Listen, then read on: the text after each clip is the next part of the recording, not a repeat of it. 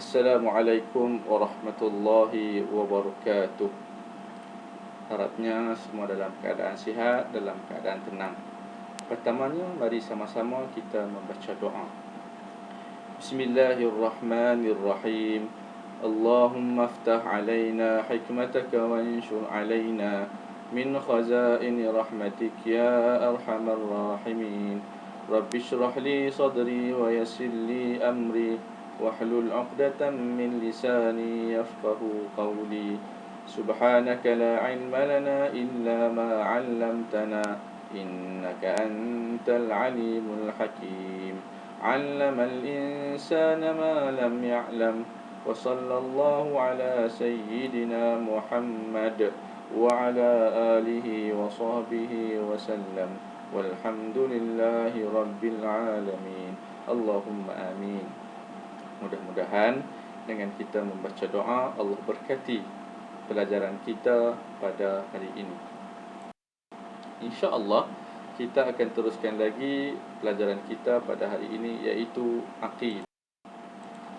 Bersama dengan saya, Hafizi bin Omar, kita pada pelajaran Aqidah tahun 3 pada tajuk Beriman kepada Kitab.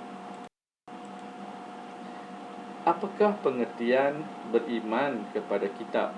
Beriman kepada kitab ialah wajib meyakini bahawa Allah Subhanahu wa ta'ala menurunkan kitab kepada Nabi dan Rasulnya melalui perantaraan malaikat Jibril ataupun Jibril yang menjadi panduan kepada manusia dan mengandungi peraturan hidup yang benar. Jadi, pengertian beriman kepada kitab ni, kita kena yakin dan kita kena percaya bahawa Allah lah yang menurunkan kitab kepada Nabi dan Rasulnya melalui apa? Melalui perantaraan malaikat Jibril. Kenapa malaikat Jibril? Sebab malaikat Jibril tugasnya menurunkan wahyu. Apa yang ada di dalam kitab? Dalam kitab itu terdapat panduan kepada manusia dan peraturan hidup yang benar untuk manusia. Jadi, jika manusia yakin dan percaya dan ikut kepada kitab yang diturunkan kepada Rasul, jadi insya-Allah kehidupan kita berada di jalan yang benar. Seterusnya, apakah yang dimaksudkan dengan kitabullah? Kitab Allah ini bermaksud kalamullah yang diwahyukan kepada beberapa orang Nabi dan Rasul melalui perantaraan malaikat Jibril yang mengandungi syariat yang lengkap. Jadi yang kita katakan sebagai kitab tu apa? Contoh, kita kata Al-Quran, kitab yang Allah turunkan kepada Nabi Muhammad melalui malaikat Jibril juga. Apa yang ada dalam kitab Al-Quran itu? Ada mengandungi syariat yang lengkap. Jadi bila kita kata kitab ini, contoh Al-Quran, siapa yang turunkan? Allah Subhanahu wa ta'ala. Jadi kitab itu dinamakan sebagai kalamullah, ayat-ayat Allah ataupun kata-kata Allah yang Allah wahyukan kepada Nabi dan Rasul. Okey, faham? Okey, kita terus lagi.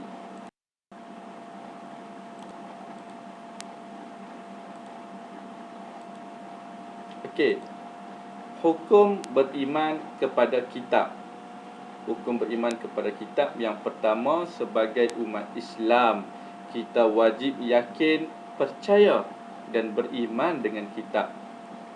Berdosa besar hukumnya kepada sesiapa yang ingkar, yakni yang tidak yakin dan tidak percaya serta tidak beriman kepada kitab. Kerana apa? Kerana beriman kepada kitab berada di dalam rukun iman. Dan yang terakhir, terkeluar daripada golongan orang beriman dan tergolong dalam golongan orang yang kufur dan musyrik, iaitu orang yang menyekutukan Allah sekiranya kita tidak yakin, kita tidak percaya dan kita tidak beriman kepada kitab. Kita teruskan lagi.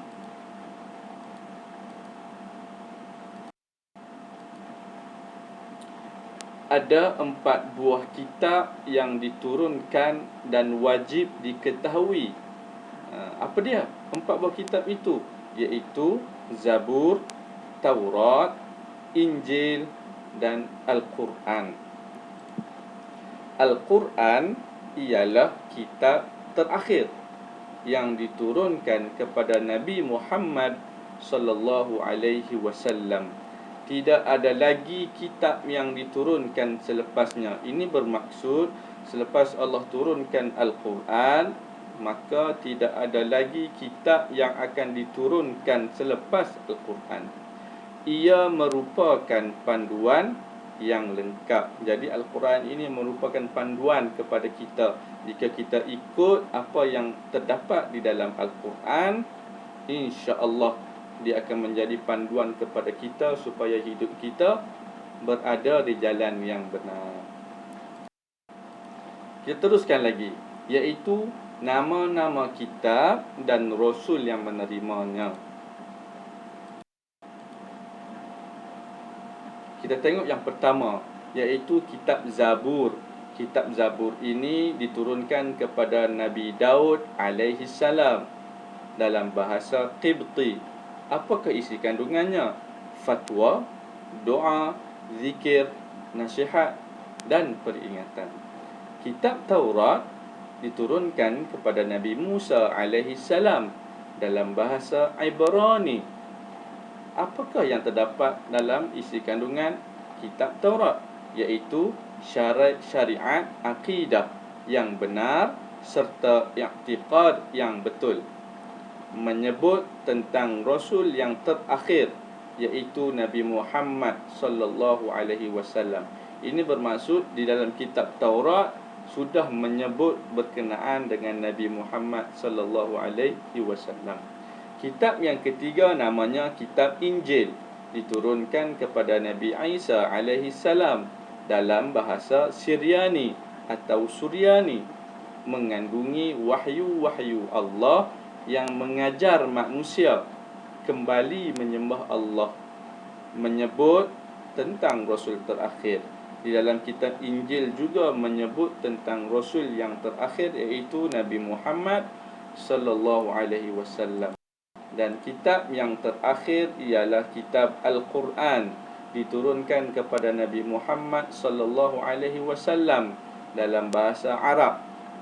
Dalam Al-Quran ada 114 surah dan 30 juzuk yang meliputi perkara-perkara berkaitan dengan akidah, ibadah, akhlak dan sebagainya.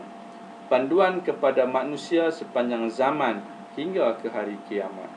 Diturunkan di Mekah dan di Madinah secara berperingkat-peringkat. Dan Al-Quran merupakan penutup kepada segala kitab.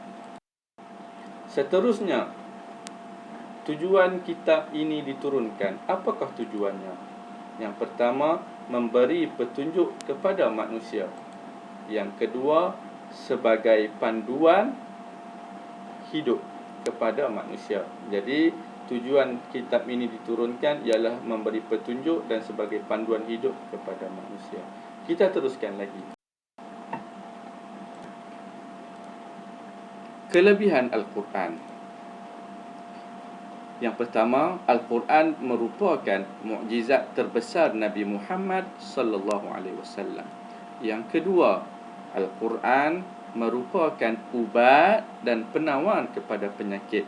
Sebab itu kalau kita ada sakit apa-apa, kita baca Al-Quran, kita baca ayat-ayat daripada ayat Al-Quran yang menceritakan ataupun yang berkaitan dengan penawar dan ubat. Yang ketiga, Al-Quran sesuai untuk semua zaman dan tempat. Dan yang terakhir, isi kandungan Al-Quran terpelihara daripada sebarang bentuk penyelewengan sehingga hari kiamat. Jadi tiada siapa pun yang boleh menyeleweng ataupun menipu berkaitan dengan isi kandungan Al-Quran. Kita teruskan lagi. Faedah beriman dengan kitab. Apakah faedah yang kita boleh dapat? Pertama, kita akan jadi patuh kepada perintah Allah. Yang kedua, kita takut untuk melakukan kejahatan. Yang ketiga, kita suka membuat amal kebajikan. Dan yang keempat, boleh menjadi syafaat di mahsyar kelak. Ingat, sesiapa yang banyak membaca Al-Quran, Al-Quran ini boleh menjadi penyelamat kita ketika mana kita berada di padang mahsyar kelak. Okey, seterusnya, akibat tidak beriman dengan kitab. Apakah akibat yang kita akan terima sekiranya kita tidak beriman dengan kitab? Pertama, akan dikutuk oleh Al-Quran di akhirat kelak. Jadi kalau kita tak beriman, kita tidak baca Al-Quran, jadi Al-Quran ini dia akan mengutuk kita di akhirat kelak, dan dia tidak akan memberi syafaat kepada kita. Yang kedua, tidak mendapat rahmat daripada Allah. Sebab Al-Quran ataupun kitab ini diturunkan oleh Allah Subhanahu wa taala. Yang ketiga, tiada pedoman hidup. Kerana apa? Kerana di dalam kitab itu sudah mempunyai panduan hidup untuk umat manusia. Dan yang terakhir, kita akan menjadi seorang yang malas berusaha, sebab kita tidak yakin dan percaya kepada kata-kata Allah dan janji-janji Allah. Seterusnya, kesan beriman dengan kitab. Apakah kesan kepada kita sekiranya kita beriman dengan kitab? Pertama, menanam sikap suka membaca Al-Quran dalam kehidupan seharian. Kedua, dapat mengamalkan sifat-sifat mahmudah seperti hormat dan taat kepada ibu dan bapa. Ketiga, dapat memahami dan mempelajari isi Al-Quran dan sebab-sebab ayat diturunkan. Sebab di dalam kitab ataupun di dalam Al-Quran itu sendiri terdapat ayat-ayat yang diturunkan atas sebab-sebabnya, dinamakan sebagai nuzul Al-Quran. Apakah sebab diturunkan ayat ini kan? Jadi kalau kita baca, kita belajar, kita akan faham berkaitan dengan sebab-sebab ayat diturunkan. Dan yang terakhir ialah semua manusia boleh menerima syariat dan melaksanakannya. Okey. Jadi cukup sekadar itu pelajaran kita pada hari ini. InsyaAllah kita akan berjumpa di lain waktu. Okey, ilal liqa, ma'assalamah, wabillahi taufiq wal hidayah. Assalamualaikum warahmatullahi wabarakatuh.